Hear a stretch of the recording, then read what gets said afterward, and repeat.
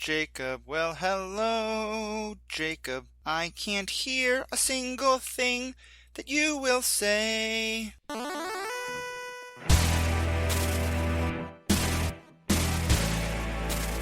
Hello, folks. Welcome to this episode of Superhero Ethics Podcast. I'm Matthew S. Fox. I'm one of your hosts.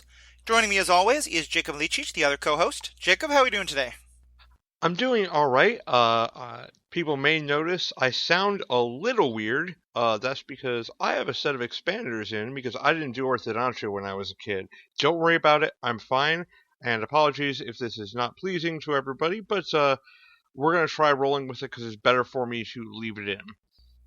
Sounds good. Now you sound pretty clear to me, and I appreciate the willing to both take good care of yourself and to jump into the topic and continue recording with us today. So thank you for that. And actually, this is a topic that Jacob, you and I have been going back and forth on for a long time. I think almost since we first started, since I first got you on as a co-host, we've talked about wanting to do this topic. And it's one that I know we've referenced often in other episodes that would talk about it eventually. Most recently in the Harry Potter episode we did a few weeks ago. Because what we're talking about today is problematic favorites. This is kind of more of a meta topic of, instead of the ethics of a particular thing that we are fans of, this is one of those times where we step back a bit and look at what are the ethics of being a fan. In particular, what are the ethics about, what are the moral issues, the ethical issues, and just what are our responsibilities as a fan when there are things about the things that we love that are problematic or toxic or otherwise an issue. And we're going to be talking about that from a whole range of things. Things where the content itself has issues that are problematic, where the content itself might be fine, but the creators of it or one of the major actors or producers or writers of it are toxic. And also about those things that, we might have loved 20 years ago, 25 years ago, and then more recently we go back and watch and realize, wait a minute, this is a lot more problematic than I thought. So we're diving into that issue from all sorts of directions. And I wanted to kind of establish that now and start by asking Jacob, why was this an issue that was important to you? Because I know you've been one of the, both of us have been, but you especially have sort of kept up the drumbeat that this was something we really needed to talk about at some point. Well, so for me, the topics I think that are the most interesting that we talk about are the ones where we don't have the stance is not clear and it's more of an exploration of the topic with a lot of nuance and a lot of a lot of questions, more questions than answers, because then in those cases you can have sort of a more productive philosophical discussion and really dive into what is right or is there a right. And for this specifically, I feel like it's important to talk about it and talk about it often, like we did on the Harry Potter episode, right? To make sure that we're acknowledging when these problems exist in the various aspects of our media.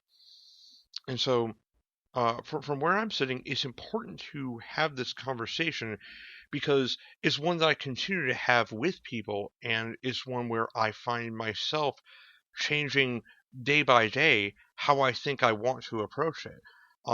There's because there's the cancel culture approach. Cancel culture being I guess, do you want to call it a buzzword? I don't. All right, Matthew has disconnected. This is going to be very fun to edit. Thankfully, this is Matthew's job. I heard a very delightful song that he sang me. In essence, what I was saying was it was important that we, I was saying it was important that we talk about it to both address the fact that that is persistent in our media and we keep getting more information about things, but also to acknowledge that, I don't have a firm stance on it, and so what I want to do about it changes, and I was sort of transitioning into talking about quote cancel culture unquote, which I'm not even sure if that's a buzzword or if it is a something that is Right. being used to demonize this behavior. But like the idea is that when somebody does something wrong, or we feel is wrong, we dissociate from that entirely and condemn it, and that's the stance.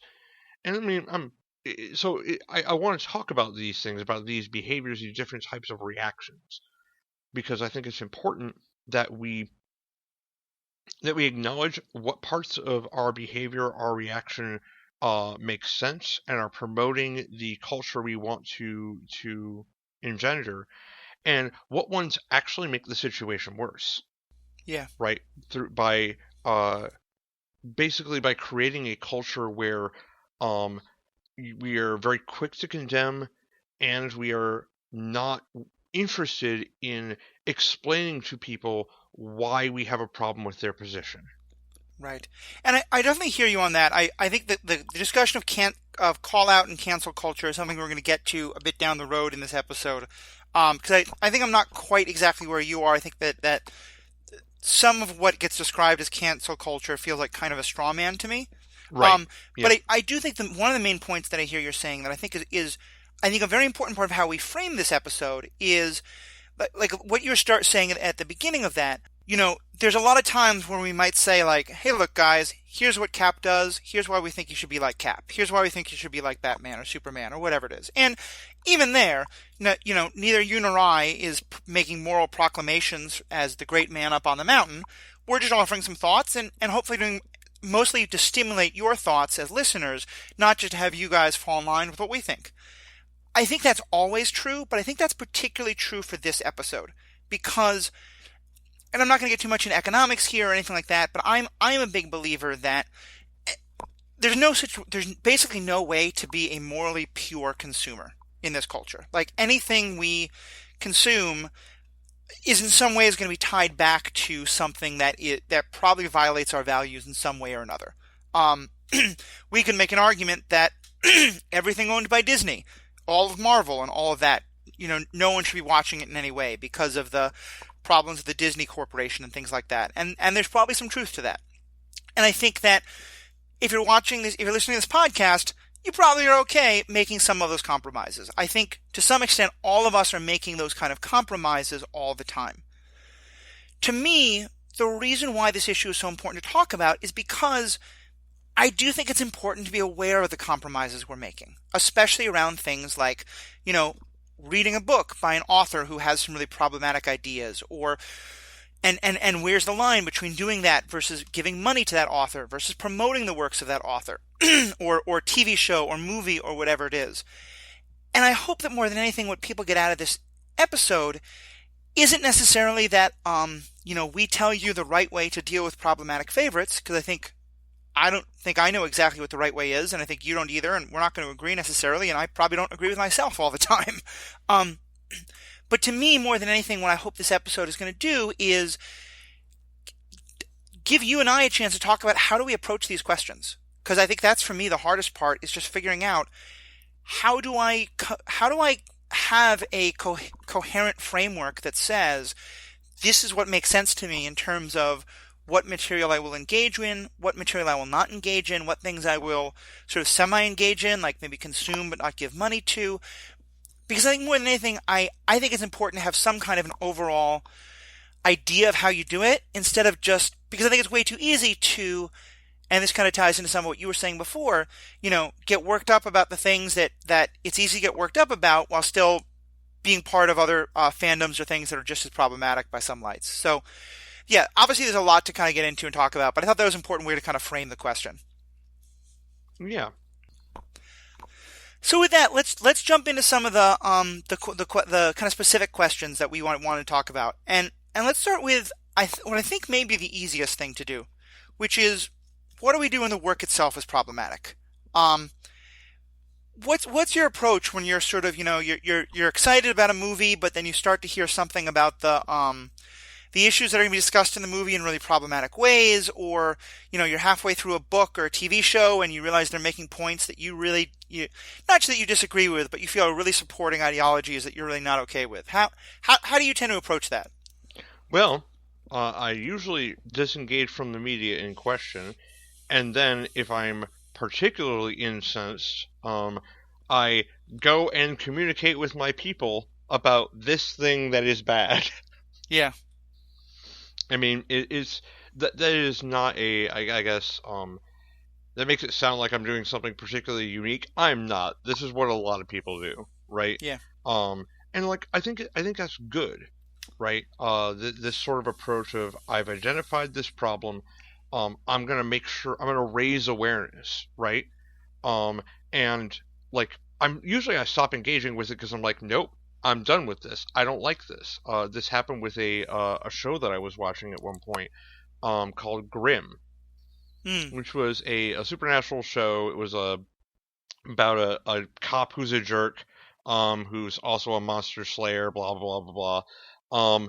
But there was a particularly anti-feminist is the best way I could describe it.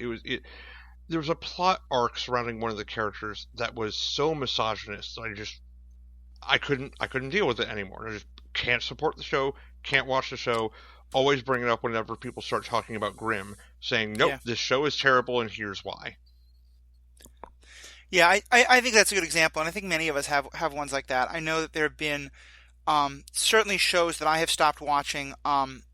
Just one example, I had for years been incredibly curious about Scott Pilgrim versus the World, and I get that that was a movie made some time ago, and that's also an issue of like putting an issue in its cultural context versus how we view it today is another part of this question.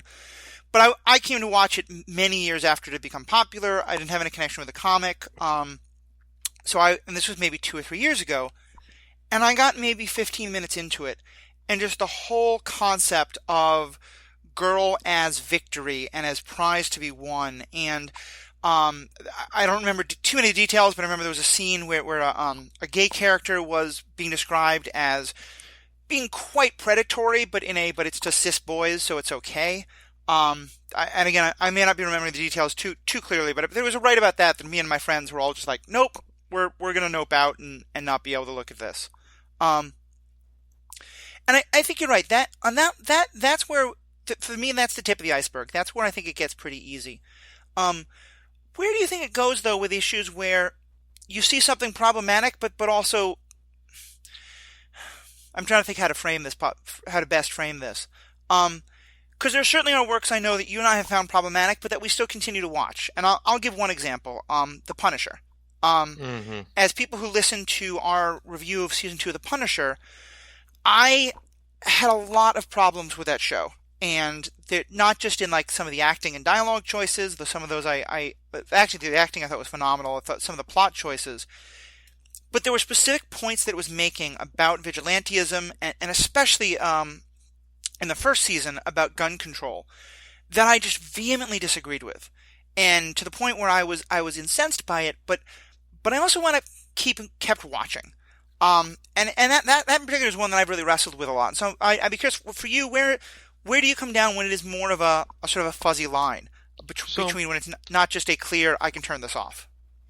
so I mean, there is a conceit within almost all superhero fiction about the appropriate use of violence, where Right. the the level of violence that is appropriate automatically escalates when you start engaging with superhero media from where it really should be in real life, right? The problem with the Punisher is that it is specifically it's gun violence, and it's the sort of you are justified in taking lives if they are bad people or have done bad things, that sort of line. um I guess for those it seems like it's advocating for a position that I don't agree with, right? Hmm. But at least season one, I got the feeling like the show wasn't necessarily presenting it as, this is correct and righteous the entire time. And so it was easier to stomach as you and I have talked a lot about how we like some stories that are, you know, maybe a little bit more gray, or maybe the Right. nobody here is a complete 100% morally right hero, right? Where it is a little more nuanced and gritty. Um, and so, especially for Punisher season one, other than that one gun control scene, I didn't feel like the story was trying to sell me on the Punisher as always doing the right thing, Right. right? Obviously, I mean, we did a whole podcast about how much we were upset by Punisher season two, and that's similar kind of thing. But I didn't stop engaging with it. Now, part of it was I knew we wanted to talk about it, and Right. part of it was that they had paid enough forward in the first season. They had done such a good job with the first season that I wanted to give them time to see if they were gonna pay this off in some way. Does that make sense? I think it does, and I think it. First of all, the first part of what you raise is in and of itself, I think, a very interesting question that is also on our agenda to get to in terms of how does being a critic or being a a commentator on these things, how does that change our ideas of what we will watch and what we don't? Mm.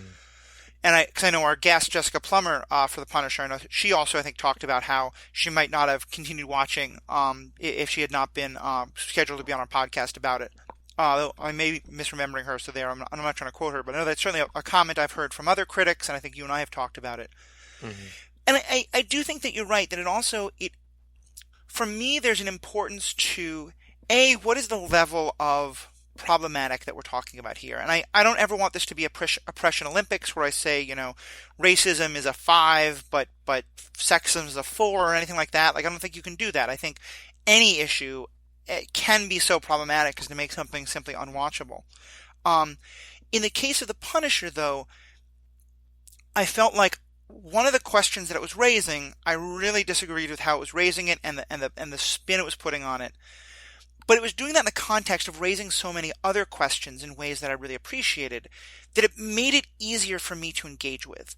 I think especially also because, as you kind of said, Punisher is something that so clearly invites you to engage with the idea of maybe even its central premise is wrong. Um, and I feel like we're just, not to keep harping on it, but just to give that example I gave before, where something like Scott Pilgrim versus the World, I know I've heard from some that it is meant to be satirizing that idea of girl as conquest, but to my mind at least, it was just doing so much to promote that particular idea and to make that a fun idea to pursue. That felt very different than the Punisher does to me, because of just that difference in context. Does that make sense? Yeah, it does make sense. And as somebody who has watched the entirety of that movie, yeah, it is satire, but there are way. I think they could have done a better job with it, I guess is what I'm going to say. Right, The arc of the main character is the only good thing that ends up coming out of that story. And even then, there's enough problems with how that's played out that I completely support your decision to just, nope, out of the whole thing. right. Whereas with the Punisher, I guess for me, there's so much, and part of this maybe is our problem as Americans, as consumers of modern media. There's so much violence in all of our media these days that Hmm. these days it's been true for a very long time. So I'm gonna be critical of myself. These days is not really a thing. It's just violence has been a part of our media for my entire life, right? Right. The Um, Punisher compared to the gladiatorial combat is still a step forward. right. But it's not so much more excessive and it's not so much more promoting of that than other things that I've consumed that it Mm, is a bridge too far, if that makes sense. Like I watched the Rambo movies for crying out loud. right. And those are unapologetically murder fests. Yeah, and I think that's a good point. I think especially because, and and maybe actually this is something we should get into right now, kind of move it up the agenda somewhat, because it's going to frame so much what we talk about. I think when we talk about how we engage with problematic media, it feels to me like there's a number of different levels of how we can engage. Because, like, to take these examples, um, I'm not trying to start a boycott Scott Pilgrim campaign by any means. I didn't watch it, and I would probably, if someone asked me if they should watch it, I might say, yeah, I'm not sure that's where something you want to watch. But I'm probably not going to go to start like, a boycott of some kind. Um, and I think that's kind of to me, it feels like there are all sorts of different reactions we can have to the different, to media like this. Everything from, strongly encouraging others not to engage with it to, and signing petitions to, tell people to get this actor off that project or something. A step down from that can be saying, look, it's going to get made, that's fine, I'm just not going to give my money to it. I'm not going to engage with it in any way.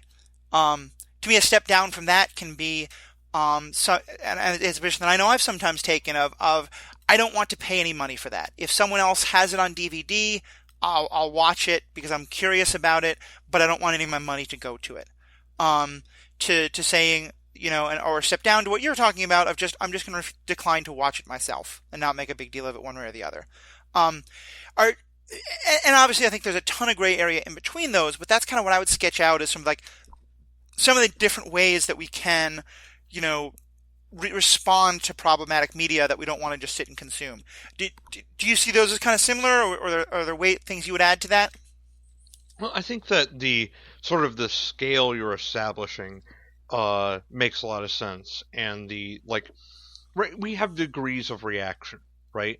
And Right, it has more to do, I think, with I think the sort of a point that's related to what you're saying is that, like, I think it matters how much it impacted you, what you ended up choosing to do about it, yeah, right? And part of it is actually, to your viewpoint, how the degree to which it is a problem, right? There's a difference between um, a movie that doesn't give enough lines to female characters, right? right, Versus a movie that or a television show, in the case of Grimm, that goes, well, let's have a plot arc where we're going to make one of our principal women characters get more powerful and become evil because she's gotten power. right. Is And I think that that's a good example, especially in terms of what we were saying at the very beginning about how for different people, they're going to probably find different places on this scale. I know there are some people of all genders who I know who simply will not watch something if it does not pass the Bechdel test. Hmm. I know that's I try to be very aware of the media that I consume that does or does not pass that test, um, and be critical of the ones that do not, and to keep that in mind. That's not necessarily a bar that I use. Whereas for me, there might be other things of like I am probably going to be a lot more sensitive to and a lot less interested in promoting things that are actively ableist in ways that other people might be more bothered by. But I guess for me, in terms of that scale, do you have any kind of idea of where you put different things on that scale, or does it tend to come down for you to just kind of gut feeling about different pieces of media? Well, I guess the things that are usually at the top of my tree, right? The top of tree is wrong. At the high end of the scale, the ones I'm going to very strongly react to are ones that where the media appears to be clearly advocating for a an ideology that I fundamentally disagree with, Right, right? And ideology in this case is a term I'm using that's very broad. It could be anything from devaluing people who are different from ourselves to um, the use of torture as a effective and reasonable, like, if you're sitting there and not only having your characters use torture but having none of your characters having a problem with the use of torture and then talking later about how good the torture was, right, that's going to be a problem for me. right. um and sort of like, I guess at the other end are just things that are where it doesn't. The big thing, I guess, the one that really bothers me is when it seems to me like the writers, the creative behind the story, are trying to get me to buy into something that I don't think should be the message. Does Mm. that make sense? Where Can you give an example? so hmm, you say that. So I'm trying to think of something like reasonably recent, right? That I can pull from. Um, I mean, we just talked about Punisher, so I'm trying to think of something that isn't Punisher, Right. right? I mean, Um, I'll give you an example of well, and maybe this is the counterexample because this might be a situation where it is the author doing something more by thoughtlessness and carelessness than out of outright malice. But J.K. Rowling, the creator of the Harry Potter world, um, and who has now been, as part of the release of the new movies, which have been dealing with the Wizarding world in the Americas, she put out quite a lot of material about what that Wizarding world would look like in the Americas, much of which was quite offensive to Native American folk, or to anyone who would care about them being which I think should be everyone, about them being properly represented in media. It was a lot of, kind of some fairly racist tropes and a lot of sort of cultural appropriation.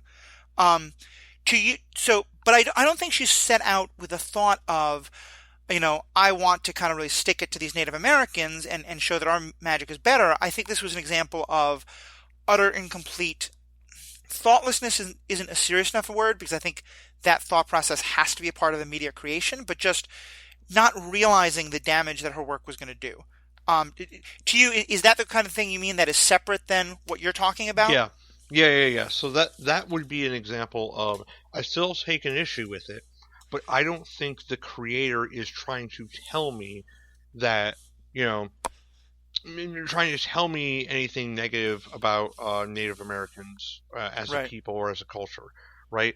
Um, Ready Player One is actually a good example of the counter. The Um, book. yeah, the book, where there are a lot of things that Wade does that I think and says and thinks that feels to me we're supposed to be all like, yeah, great, good, this is justice, this is right. That is just toxic and terrible. Yeah. I can give another example that's also from media and of kind of a similar genre, which is the later works of Orson Scott Card. Um, you know, I think Ender, Ender's Game and how much to or not to engage with that book is something that gets discussed a lot because of Orson Scott Card having some truly terrible views and a lot of his, actively promoting with his money and with his voice and his name, some very homophobic and sexist and racist perspectives. Um, but specifically in some of and so to me it's one thing to talk about that in terms of Ender's Game, where those ideas don't necessarily come out. But in some of his later books, especially in the Bean series, which starts out as a fantastic set of books, which makes this all the more disappointing, more and more, Card is having his characters become simply voice pieces for his politics. Um, there was one incident I remember in, I think, the third Bean book, and this is pretty much when I had to stop reading them, where they have met a character who is gay, and this gay character has been helping them along, but at one point they meet the character at a later point in the character's life, and the character now has a child and is married. And the gay character explains to them, well, yes, I'm gay, and I wasn't really, attracted to this woman in that way, but I recognized my own biological imperative that I had to reproduce. It was my, sort of God-given duty on this earth, and so I'm glad that I did. And the entire scene is presented without commentary in any way. That anyone's sort of Mm. saying like, wow, that how backwards or awful or wrong is that perspective. Um, to me, I think that's another good example of where the author is not just incidentally doing horrible things, but is pretty consciously putting them into the work in ways that there it becomes, I think, very easy for me to say, I'm not going to engage with this. I'm not going to encourage others to engage with this. I don't want anything to do with it. And I guess the reason why I think I'm having such a hard time coming up with examples is that I very rarely, as we discussed earlier, I very rarely continue to engage with ones that have that problem. I Right. usually just stop because it's not worth my time to engage with something that is going to repulse me that much. I never finished Atlas Shrugged. I own it because it was a gift. It was a gift. I spent $0 on this book, Yeah. but I did not get very far in Atlas Shrugged before I noped out. I couldn't. I just I fundamentally did finish disagree reading with it the because assertions. I did finish reading it because I believe that, if someone hands you the playbook for the opposing team, you should read it just to know how to beat them. But that's to be a very different situation. Um, I mean, just I'm saying someone who's they're also been known wrong to isn't listen good enough. to. Say again? Just saying they're wrong isn't good enough. I It's wish. I very wish. obvious to me. Um, and just the one thing that I want to say about that is I think for me, part of where that scale becomes important is I, there's one level of just I don't want to bring this toxicity into my own life. And that's Hmm. partially just I don't enjoy it, but also because I know that I'm not a perfect consumer of media, and to me, one of the biggest problems with this toxic nonsense is how often it influences you in ways you're not even thinking about. And so, I know that toxic masculinity is something I'm going to wrestle with all of my life. And no matter how woke I am, I'm still going to be fighting against those messages. So I don't particularly want to watch something that's going to reinforce those messages and make that harder for my subconscious to deal with. Um, but I think to me, there's also something a lot above and beyond just what you're doing to yourself, which is our power as consumers. And I mean that in specifically economic terms. Like all of these media are put out to make money. Um, whether it's our movie tickets or our Nielsen ratings or our Netflix dollars or just buying books and media. And I think that's why, for me, how much I economically engage with something is where I think I draw the biggest line of what are the properties where, for me, I can just say, I don't want any of my money to go to this project. And I find that often because of that, like I said, if I find something in a used bookstore, I might pick it up because I know at that point no money is going back to the author. Um, and even then, I'm sure it's probably somewhat of a compromise. But I'm wondering if you kind of have that same idea of that for you, there's some media that you'll be willing to consume or at least, be around when others are consuming if you haven't actively paid money for it or supported it in that kind of a way. I mean, that's currently my stance with the WWE.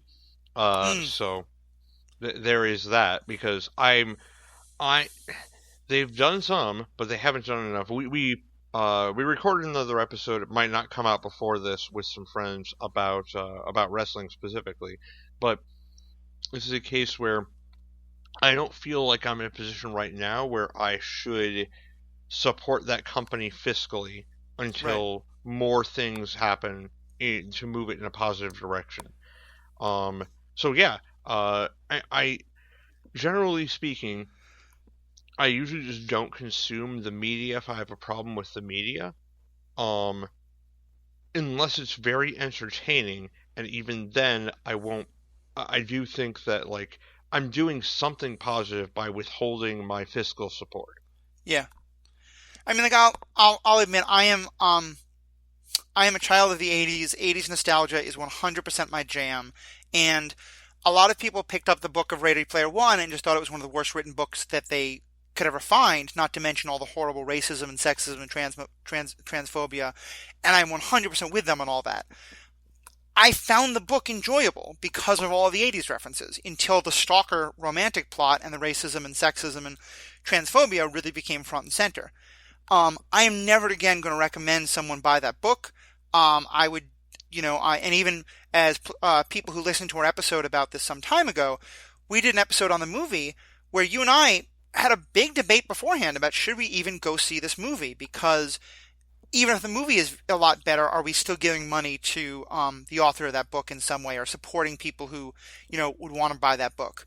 And I think that was a real one we had to wrestle with for a while. I'm still not sure about how I felt about that. Though, as it turned out, the movie is much better than the book and dealt with a lot of those issues. But I still have the book on my bookshelf. And there are times when I just have a rush of 80s nostalgia, and I'll probably pick up that book and just flip to a couple of my favorite scenes in the novel. Um, and that's I think another one of those levels where for me, I don't want to engage with it in a full way. I don't want to pay money for it in any way. I'm not sure I'm ready to throw that book out. Whereas I know some people would very much want to, and I don't know if that's just me not being willing to take the steps I should, or if that's a kind of compromise that makes sense. But I think that's where I wind up with a lot of these things is I'm not I'm there there's some that I'm able to just say I want nothing more to do with this, and others where I say, I'm not going to I'm not going to pay money for this. I'm not going to encourage others to do it. I'm still going to consume it though in my own way if I have access to it.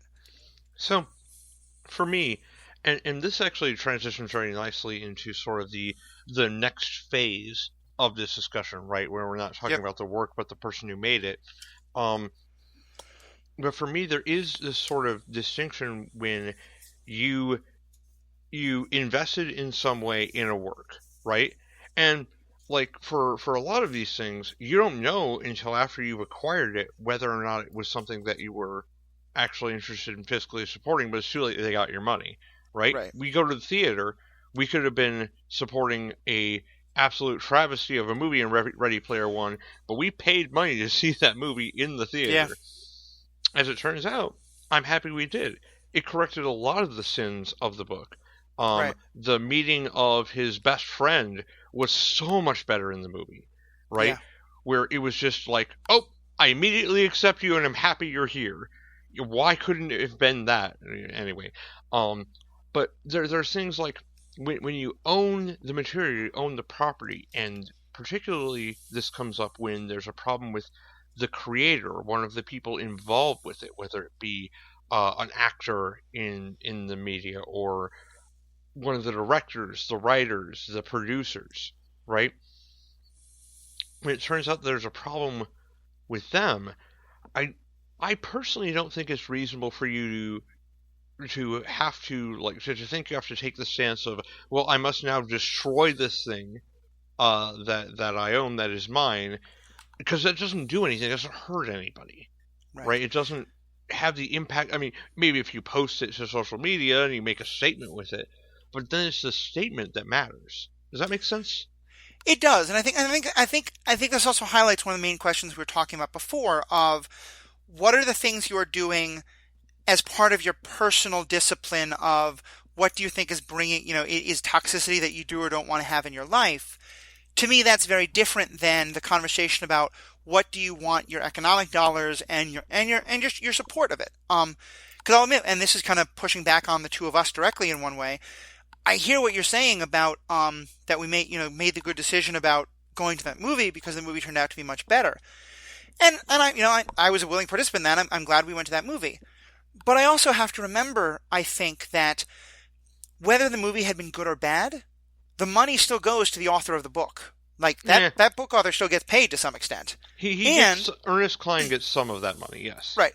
And I have to wonder how many people saw the movie and then thought, "Oh, this is a great movie. I want to go buy the book because of it." Um and again, I made the decision. I still think that was the right decision to make, but I'm just kind of further problematizing that decision because I think it becomes so complicated. Well, Um, and also remember, because I'm going to push back a little bit against that. There's many more people involved with that movie that get right. paid as a result, or that benefit from going to see it, and not all of them are problems, right? And again, there was a lot I feel that was done there that was good over what was presented in the book, to the point where I feel like is one of the rare times where I could say the movie's better, right? Right. And so in that case, I want to support the version of the art that I think is is better, or is the right way to present this story. And so Yeah. for me, I'm not saying you're wrong, right? No. I'm not saying I'm right. I'm just saying that I think there's a reasonable argument that while some fiscal support ended up going Ernest Cline's way, and yeah, I'm not super happy about that because I don't like the original work he created very much, it's still the case that we got something out of it that I think did a reasonable amount of good. It was mostly a candy movie, but it had some legitimate moments that were good. Yeah. No, and I think you're right. And I think because there is something to be said for it's not just a question of like my own economic purity. It's a question of boycotts matter. These things Hmm. matter. And when and on the flip side, supporting things matter. The fact that after decades and decades of Hollywood believing that women couldn't be action heroes, the fact that the Wonder Woman movie did so well helped to encourage and helped to make things like the Captain Marvel movie, all and the Scarlet Witch movie, which has its own issues around Scarlett Johansson. But Hollywood pays attention to those kind of things, and so I think you're right that there's and this is the problem is it's very difficult to write a letter to the producers at a big movie studio to say, I'm giving you my $12 for this movie, but I'm giving it to because of these three reasons and not because of these two other reasons. And so at the end of the day, yeah, it's what it goes back to at the beginning. There is no pure decision in any of this. It's all going to be messy and murky. Um, but also you started to transition towards this question of the problematic author, which I think is a very good segue, especially because it I think is a great counterpoint to what I just said about um, occasionally rereading parts of Ready Player One. Because I'll give an example. I was never a huge Cosby Show fan. Um, and certainly now, have no interest in it whatsoever after all of the things we've learned about Bill Cosby and the horrible sexual abuse that he did to so many people. Um, And I've talked to people who will, when I talk to them about this issue, Cosby is a name that comes up quite frequently because what I'll hear from them is Cosby is the example of the person that they just can't watch anymore because Cosby, and it's a show from the 1980s, and so a lot of our listeners may not have even ever seen it, but it was very much portrayed as the wholesome black middle class story in America, and like that, this wonderful, that Bill Cosby could get to be, the everyman, super wholesome dad figure that so many white characters had gotten to be already. Yep. And that's a great thing and a wonderful thing. Except that as we learn so many things about Bill Cosby himself as a person that cut so directly against that image that was being portrayed as Cliff Huxtable on television, I've heard from a number of people who have said that they just can't watch that anymore because there's no way to square to square that circle of those two things. Hmm. Um, You can and add I me to think that that makes sense. And I list. say, go ahead. You can add me to that list. Yeah, I watched the Cosby Show when I was a kid. I loved that show. It was something that I watched with my parents and my brother, and it was something I really enjoyed. I always loved the characters. I thought it was a great story. And when this came out, when it came to light what Bill Cosby the person had been doing, there was a sense of extreme betrayal. And now I can't touch the Cosby Show, yeah, and it stinks because I think like the shows was still good, but yeah, it creates this issue where like it can be you can ruin is the wrong way to put it, but you can tarnish a piece of media by virtue of being connected to it and being a problem yourself. yeah. No, and I think that's very true. And I think certainly that's for me. Like, I still think Ender's Game is a good book, but those later Bean books, there's a lot of good writing in those books, but I could never bring myself to pick one up again because just the problems that I know about the author and how that's portrayed in the books, it is so broken to me that I just want nothing more to do with them. Hmm. Um, but so yeah, that's the thing. Kind of that I think is the most extreme example. But what do you think are some other sort of questions that come up or thoughts you have about what do we do when the work itself may actually not show the problems, but we come to learn that the artist is, or one of the artists involved, is deeply problematic or toxic or harmful or abusive or what have you. So, okay, I lost my train of thought. Now it's my turn. My turn to be old. We're getting old, Matthew. Yep. We probably got 4 good podcasting years left in us, and then, All right. Who's our replacements? Come sign up now. yeah. So email us at superheroethics@gmail.com, Yeah, I'm cutting all this and out. give us your cover letter, and we'll see about our replacements. Anyway, so you're asking me about you know, problematic artists or creators. So, like, the ones that jump immediately to mind are people like Michael Jackson, right? Hmm. Big controversy around Michael Jackson. I whenever this topic comes up and people talk about MJ, I have this thing where I love really good music, and it's something that I become very strongly attached to music. Hmm. And so I really wrestle with this one because I love the music of Michael Jackson. There's a sound there. There's a quality to it that I feel like is unlike most other artists I've known have produced. And yet, man, there's some stuff that happened during his lifetime that we never really got a complete resolution on it. There were always questions, and it's hard, right? It's hard to wrestle with, and like now, none of that money is going to him, obviously, Right. because you can't take it with you. Yeah, I remember, you know what you said that for so many years there were questions. I think there was a documentary that came out not that long ago, I think about 6 months ago, that seemed to pretty distinctly answer a lot of those questions and make it very clear that a good deal of sexual abuse was happening. Um, and I remember there was discussion at the time of like, so just that word used, he's canceled. We're not listening to his stuff anymore. And certainly at that point, I thought to myself, I never want to, you know, intentionally cue him up on a Pandora station, or do anything that's going to put money in the pockets of whoever owns that legacy, whoever that is. Um, and then I remember it was maybe about 6 weeks later. It surprised me how quickly it happened. I was I think I was in a mall. I was in some store that had a radio station on of some kind, and a Michael Jackson song came on. And I remember, because it's not that I heard the song and immediately thought, oh my God, they're playing Michael Jackson.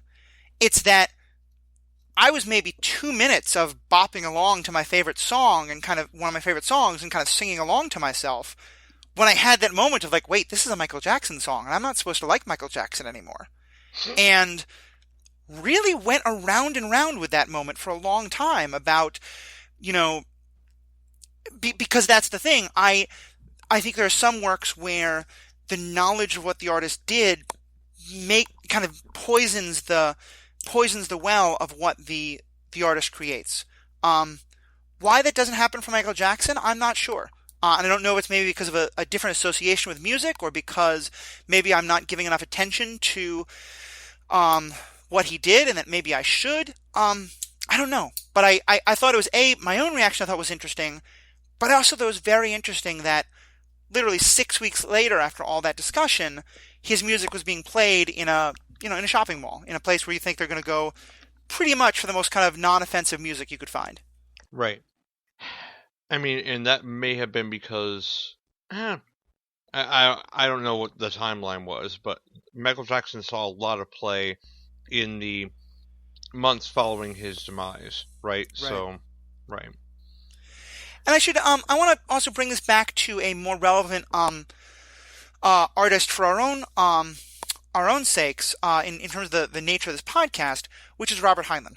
Robert Heinlein is considered by many people to be, one of the founding fathers of modern science fiction, a very prolific author.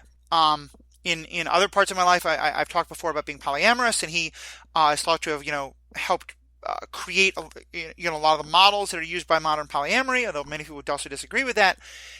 He's an author who, in a lot of his work, I found problematic content, but then the more I learned about him as a person, it almost created this kind of feedback loop for me, where, and I don't even know where because to me, I can't help but see him as an incredibly misogynistic fascist. And he is now one who, for me, is in that level of, you can tell me that there's a short story by him that doesn't deal with any of those issues and is completely separate from that. I'm not going to read it, because I can't in any way separate my knowledge of his own politics and his own way he dealt with people, and the way I've seen that reflected in some of his works, to think that I could ever engage with any of the others. Yeah. I mean, it's a situation where you've got, when you're thinking about when you're actively thinking about it, right? When you're consuming a piece of media, I think it tarnishes it to the point where it's no longer palatable. I know that I've done this with oh god, it was just in my head. Man, Therese Nielsen. the Alzheimer's is hitting me early. It's not Therese Nielsen, although that is one I would like to talk about as well. I guess I can talk about that one. So, like, I was, for those not in the know, just real briefly, Therese Nielsen does some art for some Magic the Gathering cards, some of which I play in one of the more costly formats. And so there was a situation where someone else was getting into that format and wanted some practice and wanted some tutelage, and so I was playing with them, and I had an occasion where I cast one of those cards and I looked at it and I remembered the problems with Therese Nielsen and her politics. And Can you say something about that? Because most of our listeners may not know that. So, among other things, so this came out, if I recall correctly, based off of her liking some tweets, and then she sort of had a response letter that didn't really address what I'm trying to find some more information. Yeah. So, like, Yeah, she was Good. liking some tweets that were racist and some tweets that were anti-trans or anti and I could be misremembering all of this. It dives pretty deep, right? Because it's pretty clear that she's a conservative and a Trump supporter, and there appears to be a lot that gets packaged into that, right? Right. She definitely a lot of the stuff that she said that she both liked and then she defended in some of her later writings was what we would call turfy, the Yep. trans exclusionary radical feminists, the label that's I think very accurately used for people who claim to use the name of feminism to do some pretty horrific transphobic and transmisogynistic kind of perspectives. So there's all of this stuff that I fundamentally disagree with now associated with that name. And when I'm thinking about it, as I was playing the cards, looking at the cards, I suddenly didn't want to. I suddenly didn't want to anymore, right? I wanted to, or make it a point to talk with the person I was playing with and be all like, "This person's a terrible person." I'm not, maybe not in so many words, right? I don't like to be quite that judgmental, but this person holds some really terrible views, right? Right. Um, and it's interesting, because when I'm not thinking about it, right, it's not in the forefront of my mind. And sometimes I'll even look at the art and go, man, the art on this card is very pretty. Because credit where it's due, and I feel like you can say this. You can acknowledge that the art that somebody creates is high quality or is good art, and still have a problem with the person who made it. Yeah. And I feel that I can dissociate those things from each other. I can acknowledge that Michael Jackson made some solid bangers in terms of music, right? Um, Michael Jackson did some reprehensible, unforgivable crimes, Yeah. right? Like, those two things can exist as part of the same person. I mean, and you can translate this feeling, right? And go to probably any movie made by Hollywood 20 years ago and just know that there was something crappy happening specifically with women, with the one of the many producers, Harvey Weinstein, for example, Right. right? That tarnishes a wide swath of media that you consume. It's not at the forefront, but somebody who was involved in the creation of that work was not a good person. Yeah. And how do you deal with that? How do you reconcile that? Well, I think a lot of what this, yeah, because I'm a little bit ethically protected from the Therese Nielsen situation because, frankly, I don't have the money to buy any of the cards that her art is on, so Like I've her never had to alone's deal. like less than $10, No, but fair. I just don't play the form. Most of her cards are older and don't play the formats. right, Um, right. and I think if I had those cards, would I decide I'm not going to play that deck anymore or try to sell them? I might, but I might well not. In the same way that you're talking about. But I know that when I heard it, I certainly was one of many people who sent messages to Wizards of the Coast, the people who make magic, saying, please know that under no circumstances should you ever be hiring this person to do more magic work in the future. And Hmm. that at this point, knowing what everyone knows, if Wizards put out new cards with her art on them, that might make me have to seriously reconsider my relationship to the game of Magic the Gathering. Pretty sure they Um, already have. I that's am, okay. That and I'm pretty sure that is something that the community got upset about. Interesting. Okay. My understanding had been that since the most recent sort of like big blow up of really attention being brought to this, that she had not been hired to do any more work. But if that's the case, then yeah, that's something I will need to look at more and possibly do some real thinking about. I'm Um, doing some research while you continue your point. I will get back sure. to you. But my point is, and it's one that I think actually ties into a lot of this, is that for me, I think with work that I've already consumed, I want to know this stuff and I want to be aware of it. But I think where most of my attention goes towards is the consumption of new media and the creation of new media. Because on some level, like, I can sort of make my feelings known about the Cosby Show, but the show was already made and done and over with. Harvey Weinstein has already made every movie that he's going to make.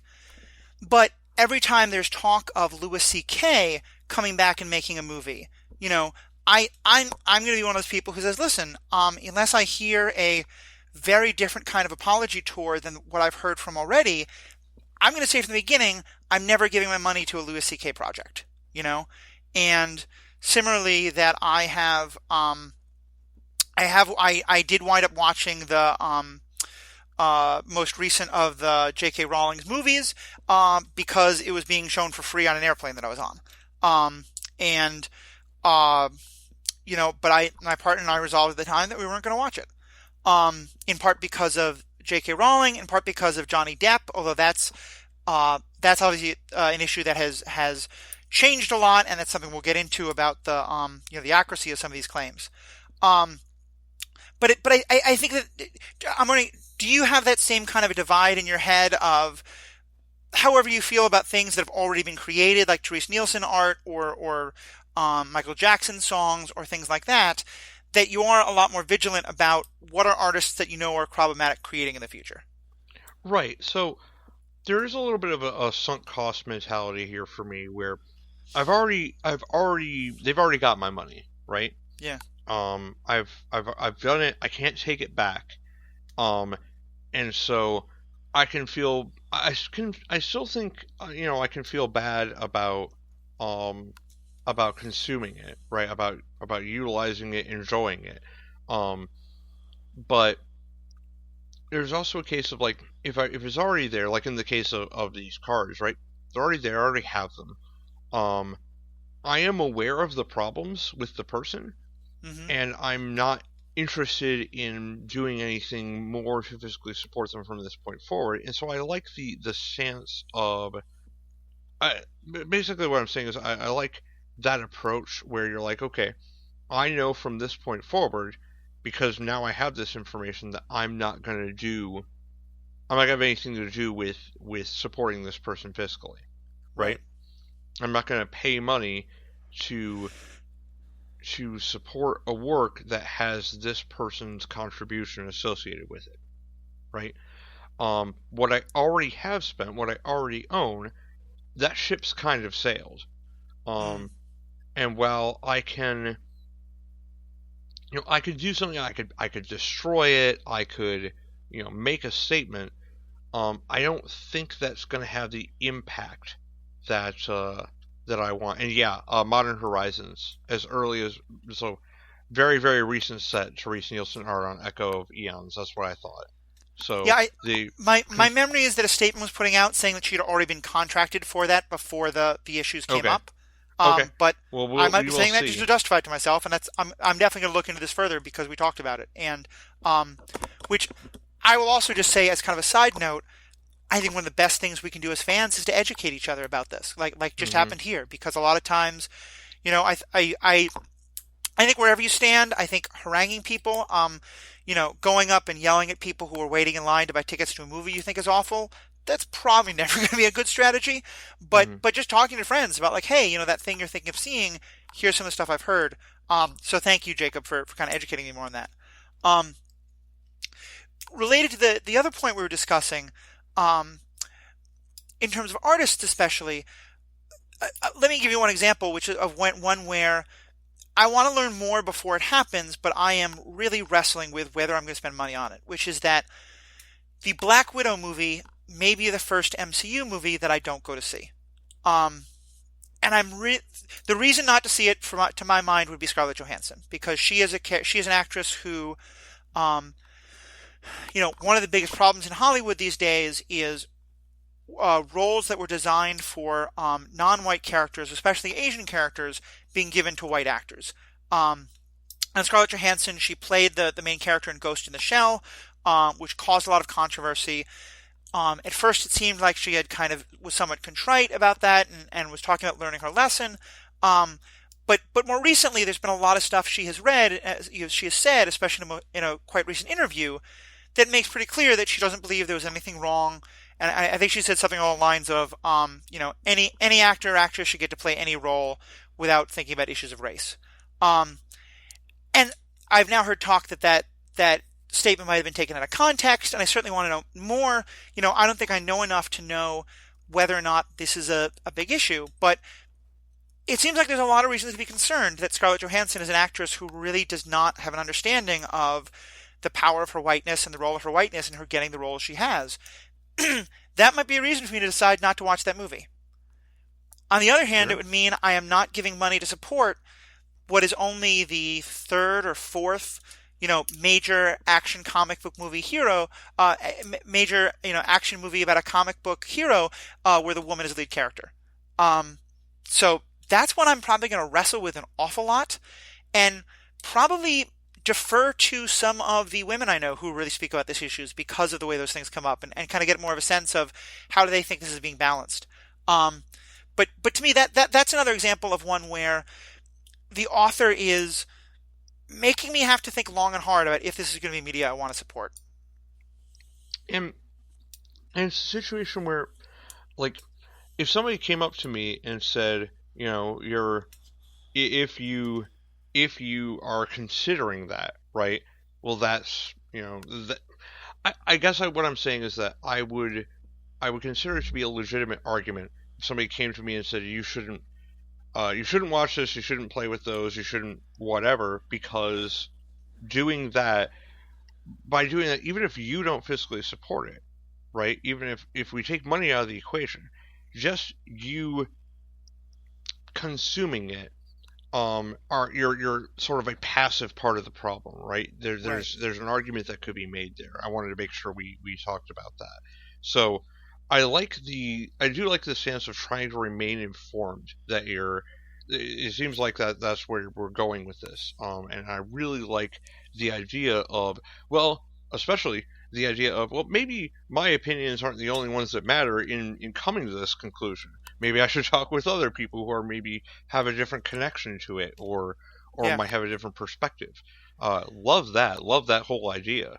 Um, I mean, I'll give another example of that, of one where I'm not yet sure if I'm going to spend my money because of feeling like I'm not the one even to know. The Disney remake of Mulan that's coming out. Because, I've heard a number of news stories that praise this movie for being a lot more faithful and accurate to Chinese mythology and Chinese history. I've also heard a number of people, especially activists involved in the Hong Kong, uh, uh, not rebellion, but the Hong Kong, I mean, almost the Hong Kong activism that's happening, saying, look, from everything we can see, it seems like this movie is being made to be a propaganda piece for Chinese nationalism. Um, and now more recently, people who are very involved with the movie have made statements very critical of the Hong Kong protesters. Um, that's an issue I think I have a vague understanding of. I don't claim by any means to know all the details there. And because of that, I'm probably not going to loudly take a side one way or the other.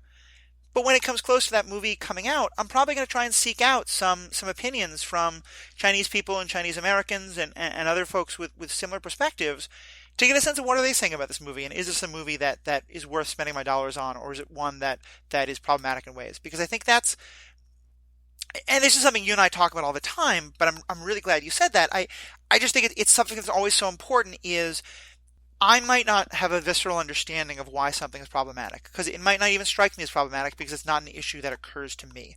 Um, I think it's important to know that doesn't mean it's not problematic, and it's important, especially if you're a person with more privilege, which I certainly am, to really pay attention to what are things that people who don't have the privilege as I do are seeing as problematic. I'm sorry, say that again. You cut out on my end now. Okay, which part did I cut out in? It was after you said I'll edit that out, and then you started up again, and it got really spotty. Okay. Did you hear anything I said about Mulan?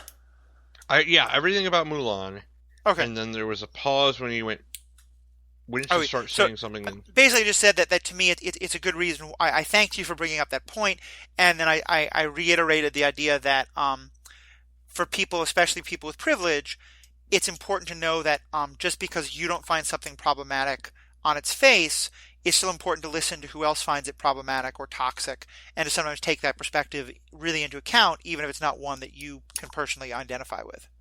Yeah, I mean, it's important to evolve your positions based on new information and to be willing to do so. I think a problem that we often run into is that we formulate an idea, right? We turn that idea into a sort of a foundational element, and then it's very difficult to move from that position because we we understand our current position. Moving to a position where maybe we don't have all the information is scary, Yeah. right? Now we're on shaky ground. We don't know where we stand. And that can intimidate people. It can make people feel uncomfortable. Um, but it's very important, especially in as our culture continues to evolve and adapt and grow and include and be accepting of people of various different walks of life, all of which I think is fantastic. But that means we also need to listen and sometimes seek out uh, people who are the opinions of people who aren't, maybe aren't like us, Yeah. maybe might have a different take, maybe are closer to the root of these things than we are. Um, and in so doing, yeah, expose ourselves to the idea that maybe we've been wrong about something for our entire lives or for a decade or more. And it's okay. It's okay to have been wrong about it. You're not a Yeah. monster for being ignorant, provided that you're willing to accept new information. I think one of the hardest things can sometimes be rediscovering things that you loved and finding that they're a lot more problematic than you thought. Um, Yeah, like I had this experience a Ghostbusters. couple years ago because the new Ghostbusters movie was coming out, and I was super excited about it. I went to go see it. I loved it, and I'm glad that I spent money on it. And I'm really glad that well, I'll be honest, I don't like remake culture in general, so I kind of wish they had just made a movie in a completely different universe about four women who were ghost hunters. But that's my thought on remakes. Is nothing to do with the gender flip of it. I was very happy they did that. It also made me nostalgic for the original Ghostbusters movie, and so I sat down with my partner to watch the original Ghostbusters movie.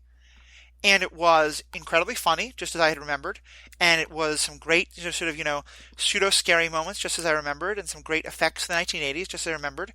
And what I remembered as a cute, funny Bill Murray pursues the girl romantic plot, now through modern eyes, I watched, and it's stalkerish to the point of criminal harassment, in terms of what he does to pursue this woman who he's interested in. Um, and it was really a punch in the gut for me to look at this thing that had been one of my absolute childhood favorites. Um, and to realize that with what I know now about gender dynamics and about the way that behavior like that is absolutely not, cute and romantic, but is not only just horrific, but is outright dangerous. It really made me change the way I looked at that movie. I mean, same. I ended up watching it because my uh, girlfriend at the time, now wife, hadn't seen it before, and it was one of the times she was visiting me when I lived in New York. And I was like, man, I really love this movie. It's one of the defining movies of my childhood because super into it. And when we were watching it, I'm sitting there during those moments going, yeah, so this is a movie of its era, clearly. Yeah, But thankfully, like we in that situation, we sort of both were accepting it as a movie of its time, understanding that if that was made today, it'd be, you know, is not saying it was acceptable then, but saying that I understand how it got greenlit, right? And right. at the time, it seemed to play as sort of a cute, like I remember it the same way you remember it, prior to have seeing it later on, right? As a, oh, this is cute and adorable, and nope, it's not cute and adorable. Yeah, and just to give I like to me, Ghostbusters is actually a great example of the way in which these things are toxic. I went through high school thinking that if I liked a girl, the best way to win her over was to just overwhelm her with my affection and my Hmm. interest. And I'm not saying Bill Murray in Ghostbusters was the sole reason that I learned that, but it certainly was a part of it. Um, I think also that you raise a really interesting point there of how do we look at things in terms of them being from a problematic time, because I think that's a really interesting point because important to note is if you lined Ghostbusters up next to any 20 other movies with a romantic plot from that same year, I don't think it stands out as being particularly sexist compared to any of the rest of them. I think it is example of where most of the movies were at that time. Um, but I think I'm a little less willing to kind of write it off as well. That was the time. And I'm wondering kind of if you could go a little bit deeper on sort of what does that mean to you in terms of how you relate to it. So I guess for me, if I can put it in historical context and remember that the culture at the time wasn't seeing these things as problems. So nobody was challenging them it wasn't getting challenged in the writer's room, it wasn't getting challenged by the director, it wasn't getting challenged by the actors. If nobody says anything after somebody commits something to paper, right? Or worse yet, people are like, yeah, this is a great idea, and they run with it. There's never that opportunity to question. Again, this plays back to the theme. If you never question it, if you never try to seek alternate ideas to your initial assumption, you don't get made aware of it. And Right. so in that time period, everyone was sort of accepting of it. It doesn't mean it was okay, but it means that nobody I find it believable that it it was never challenged to the point where somebody had to defend it as not what we see it as now. Does that make sense? Where It does, yeah, and I think that's the thing is I think it's not that I guess this is kind of it's almost the reverse of what we're talking about in terms of the actors and the like. I don't I have absolutely no problem going to see a Bill Murray movie today. I don't Mhm, have any feeling of, oh my God, Bill Murray was a sexist pig when he made that movie. I think he was, you know, definitely exhibiting some toxic masculinity and misogyny, just like pretty much every actor of his era. And I don't, it doesn't make me feel like I can't watch a Bill Murray movie today. But I do think that I probably would be, if I met someone else who hadn't watched the original, I think I'd be a lot less eager to show it to them. Um, and if I did, I might do it like if they asked me about it, I might say like it is a very funny movie that also has some very misogynistic elements, and I want to make sure you're kind of aware of those. And if you want to maybe decide not to watch this movie, that's totally okay. Does that kind of a distinction make sense to you? And is that kind of similar to line to you, or is that different from where you would come down? no, I think that's fair. I think that there have been occasions where I've sat down to enjoy something with somebody, and I felt the need to start with a disclaimer, right? Yeah. Not always this is problematic because of these things. Sometimes it's just this has horror elements, and I know it's not your favorite thing, You but and I have both introduced many people to Babylon 5, and doing that mm, comes with a speech of, yes, there are some awful special effects and some really bad acting in season one. I know. um, mm, it's not just season one, but yeah. and there's also some really good acting is the thing. But yeah. So I guess I'm no stranger to presenting things with caveats, and I think it's reasonable, and it's also like a good practice to get into, because then you're being cognizant of, look, I enjoy this anyway, and there's issues, right? Yeah. And at least acknowledging it means that you're not ignoring it, right? You're not allowing yourself to push it to the back of your mind and go, well, it's not a problem because it's fun and I enjoy it anyway. You're saying it is a problem, but I can't it's not gonna get well, okay, you can't even say it's not gonna get remade, but it's that thing is sort of encapsulated in time, Yeah. right? Um and you could take this to absurd is a loaded word, but you could take this to a degree that doesn't translate, right? Because you could go back and look at some old movies like 12 Angry Men. 12 Hmm. Angry Men has no women in it whatsoever, Yeah. right? That's that's the conceit of the story. It's in the title, but that means that if I'm sitting down to watch that with people, I'm going to say, look, it might not be obvious from the title. There's no women in this movie. This is Yeah. about a jury of dudes. And to me, I think it is one of my favorite movies about the criminal justice system. It is Hmm. also incredibly racist and incredibly classist, and some of Oh, that 100 racism and percent. classism comes out, and some of it is part of the movie itself. But I still think it's a great movie. Um, Part of what you're also getting at that I think maybe ties into something you said at the beginning, when you started talking about cancel culture. And again, I don't want to go too far into debate about that term because I think it can be kind of a straw man. But I do certainly agree with you that there's a very kind of black and white thinking of, um, you know, this is bad, so it is utterly and forever verboten. And to me, one of the things that always bothered me about that is once you start saying anything that is bad is completely canceled, is completely, we have nothing more to do with it whatsoever, part of what you're also saying is anything that is not over that line is perfect and good and fine. And I think one of my problems is I think to find a movie that is utterly devoid of any kind of problematic material, racism, sexism, ableism, heterosexism, homophobia, transphobia, any of that, classism, you know, I think we could maybe, cull the libraries of all of human media and find maybe a dozen titles, if that.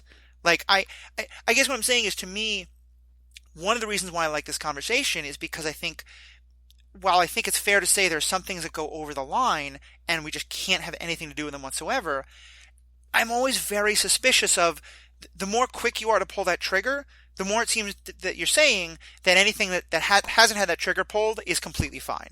And I think that's just as broken a kind of way of seeing things. There's a reason why I led with that term specifically, because I do agree with you that it is mostly a straw man argument, but it's because it's very easy to take that idea that to deconstruct that idea as clearly absurd, that there's only perfectly good and completely bad and there's nothing in between, there's no room for compromise, right? It's easier to argue against an absolutist position, because then you have a very clear delineation of what is being argued, right? Right. Um, and so I think that's what, where the term comes from, why people start talking about it, because what they're frustrated with is the perceived notion that, as soon as there's any problem, no matter what degree, that like that person doesn't get it. There's no such thing as a second chance. There's no such thing as letting someone explain themselves. There's no such thing as, waiting for more information to come out. We immediately react strongly, and that comes with this preconception that everything else that we consume and enjoy is wholesome and perfect and good and inviolate, right? Yeah. And that can't be true, not least of which because sometimes problematic elements are put into our media intentionally so that we see them, so that we get that visceral reaction, so that we don't forget they're there, or that we raise awareness of them. See, this is why you and I are good co-hosts, because I was just thinking it's time to segue to that topic. So, do you want to say more about this particular topic of like how we find that line between what's problematic and what's intentionally raising difficult issues? Man, like, yeah, there's a lot to talk about here, because it, it's tough. Because sometimes, and again, it sort of ties back to a point I was trying to make earlier, where um, sometimes it seems obvious to me that the people writing the piece, what the people writing the piece are intending to do with it, right? What Mm-hmm. the creators are intending. And sometimes, if it seems to me like it is being painted in the fiction with purpose to be instructive or to be demonstrative, I'm okay with it, because now it's representative, right? Now it is showing us a problem that exists in our world. If there's a movie that's got um, police violence against minorities, right, against black people, right, and it's clearly painted there by the creators as this is an issue with how our police are dealing with this subset of our population, right? Right. It's still portraying police violence against black people, but I no longer have a problem with it because it's doing it to highlight a very real problem in our culture today, in our world today. Right. No, I still I think am, that, I still am comfortable with the scenes. Don't get me wrong. That's yeah. going to be hard to watch, but it's hard to watch because it shouldn't be happening in the first place, right? So, Yeah, and I think there's a very interesting and complicated issue there about where is that line where portraying something that's problematic as a way of fostering debate and discussion over it becomes just a way of replicating the culture that is problematic. And Mm, to me, one part of this is the sensationalism that can often happen. And I think here again, it becomes very important to listen to the communities that the issues are about, because I agree with you. Right now, I think media that really dives into racist police and police brutality and things like that are needed as ways of getting people to, stimulate the conversations and drive the issues and get more people aware of just how much a problem this is. But I also know that it's in danger of becoming just so much of a trope that it does a lot more damage than it does good. And just as one example, I think the issue of sexual assault in media, clearly we are still miles away from really having gotten to a better place in our culture about sexual assault and sexual violence and all the things around that. Um, but I know a number of women activists have really made the point, and a lot of TV studios and things like that have listened to it, of basically saying, look, one more rape on television doesn't help anybody. It just sensationalizes it. It just re-traumatizes victims and survivors. That needs to stop. That needs to start happening off screen.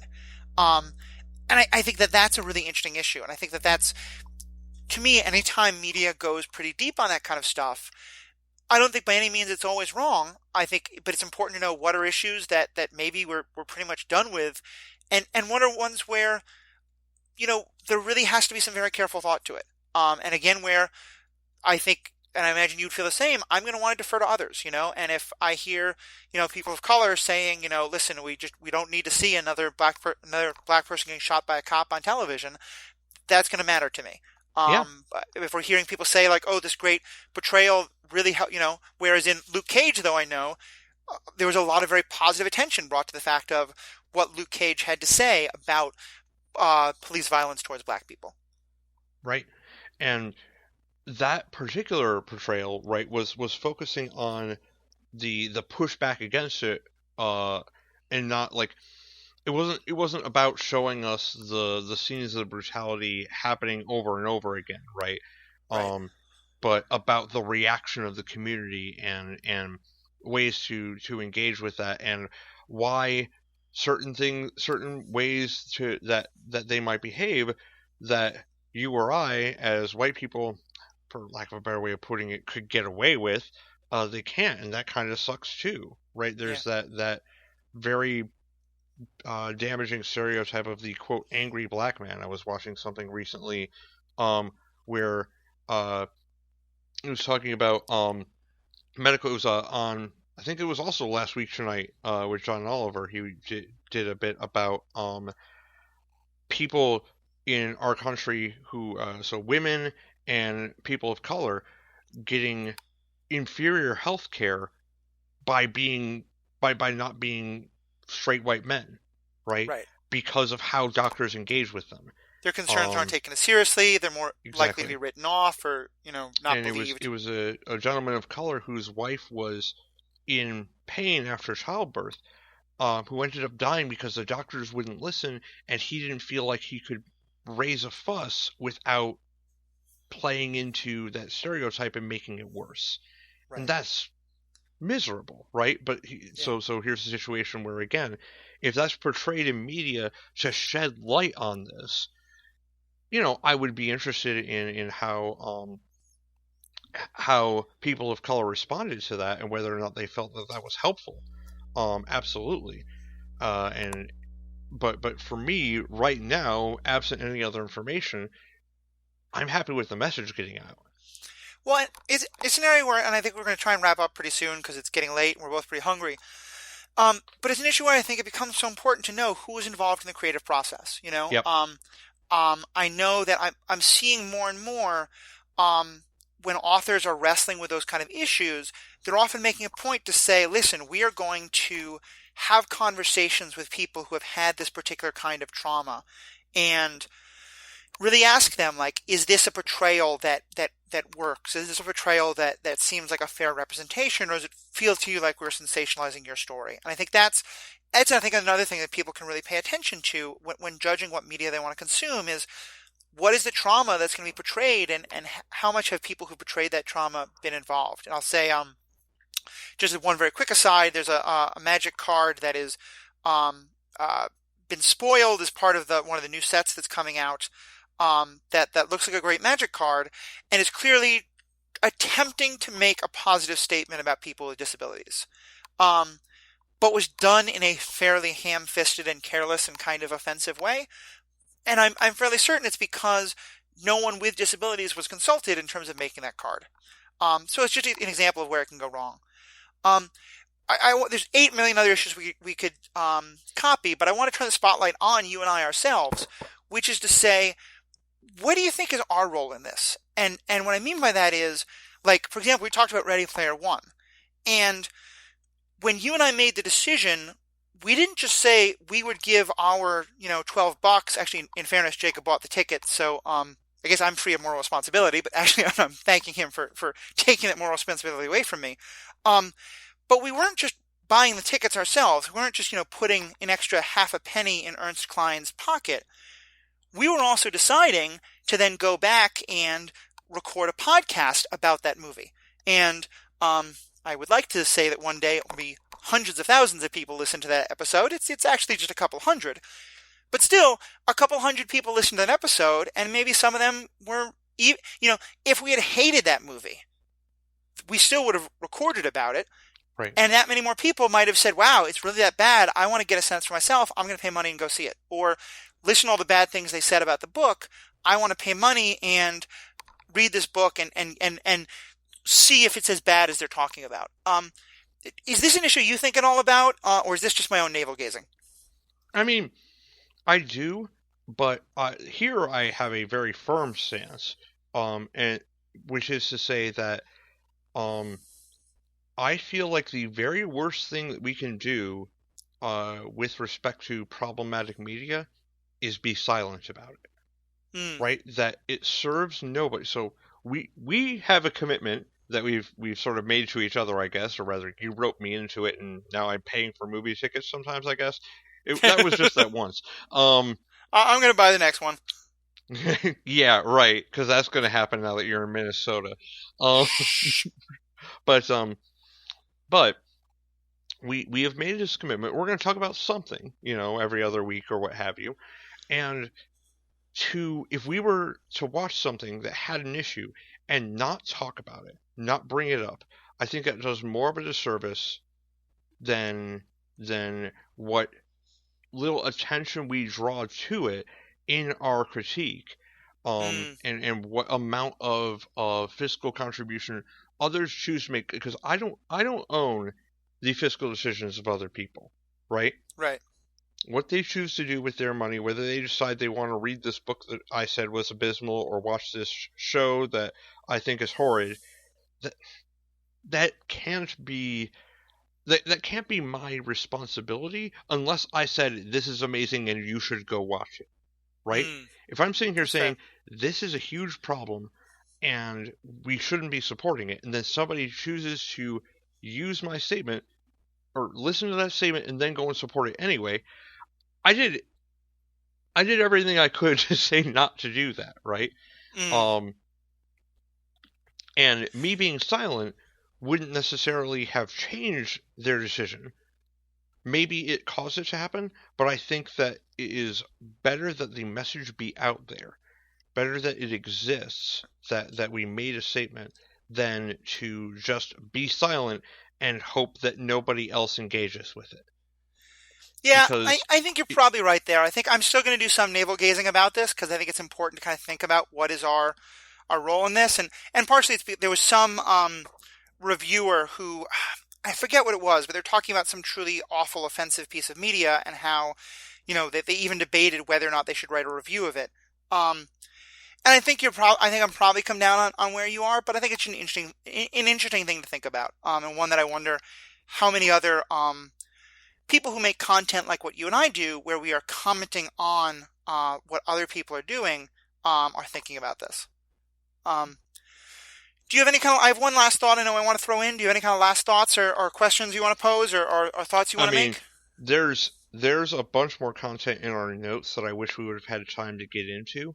But I really need to eat. I have a very narrow window in which I can eat. I need to do that, so I'm Go all for for it. just wrapping up. But there's one last point that I want to make, and this is more just kind of because it's something I bookmarked earlier, which is that I think it's very important that the point I'm about to make could easily be misconstrued as they blame the victims or not believe victims, and I don't want it to be that in the slightest. I am always going to default to believing accusers and believing people who come forward. But I also think is the point that you made is that it's important to say that you can start blaming the accuser, you can start listening to the accuser and believing the accuser, but also be open to hearing more information that comes out later. Um, and the two examples that I think come to mind immediately are Johnny Depp and George Takei. Um, in both cases, very serious allegations were raised against both of them. As I mentioned, I actually made some economic decisions about Harry Potter material because of Johnny Depp being in that movie. More recently, there's been a lot more evidence brought forward that perhaps Depp was not as much the one at fault in that situation, or that there was equal fault. I don't think that situation has been fully resolved by any means, and it's not that I think that Depp is now an utter hero, but I feel like that situation has been made a lot more complicated than the way it was originally portrayed. And similarly with George Takei, some very awful allegations were brought against him, and I think my understanding is, I think actually you showed this to me, and that was part of what got us thinking we wanted to have this discussion in the first place now, is that most of those accusations have now actually been completely rebunked and recanted by the person who made them.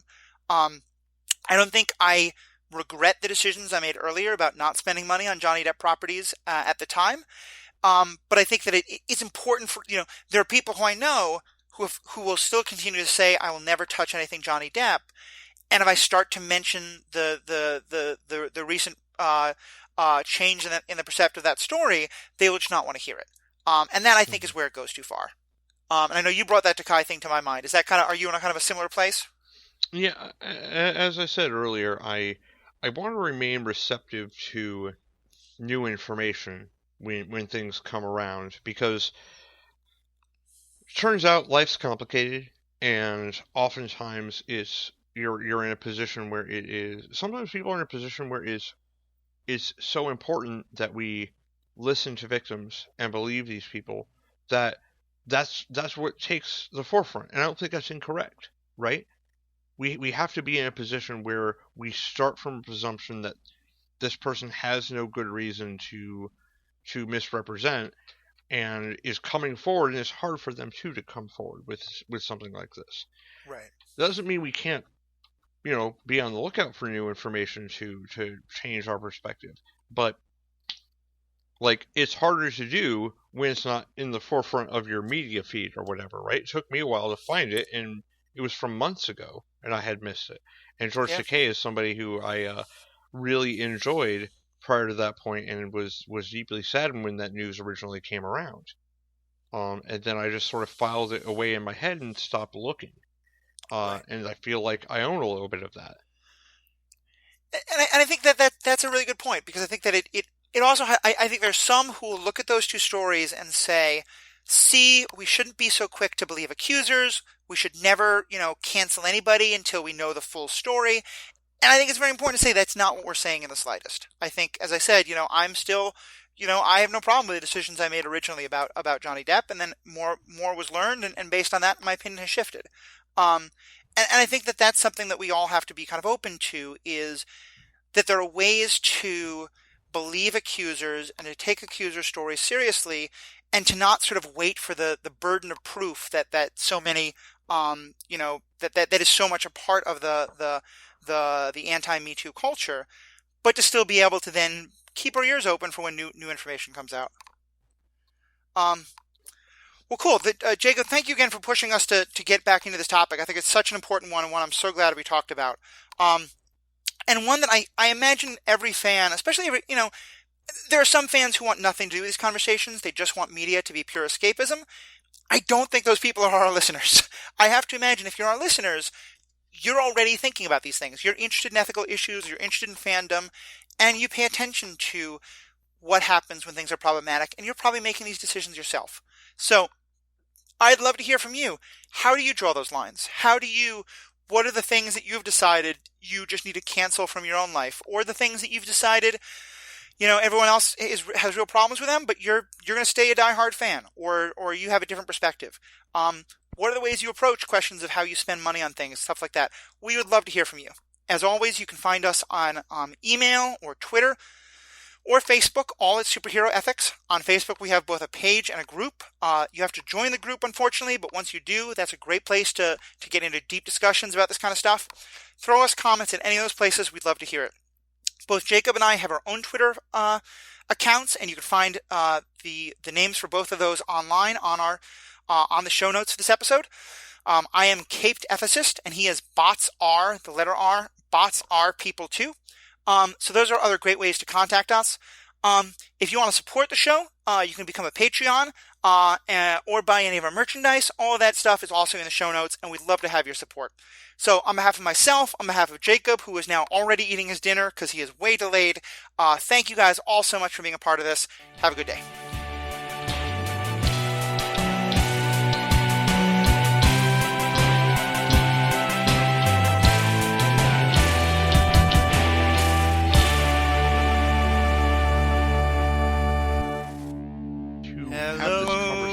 Jacob. Because it's one that I continue to have with people, and it's one where I find myself changing day by day how I think I want to approach it.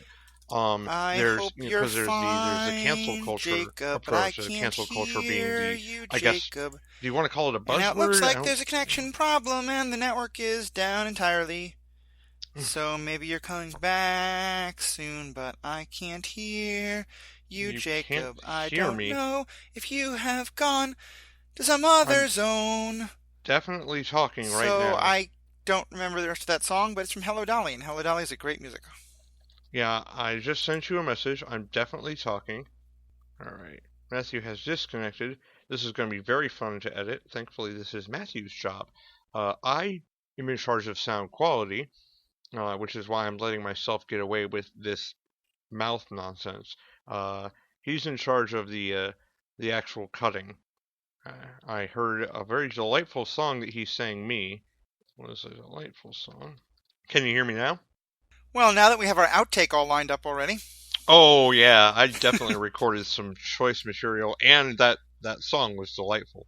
There we go. It's like I'm in the middle of my spiel, and all of a sudden you're interrupting me with some random nonsense song, and I'm like, he's not usually this rude. And then I realize what the problem is. I'm like, he can't hear me? That's weird. I can hear him.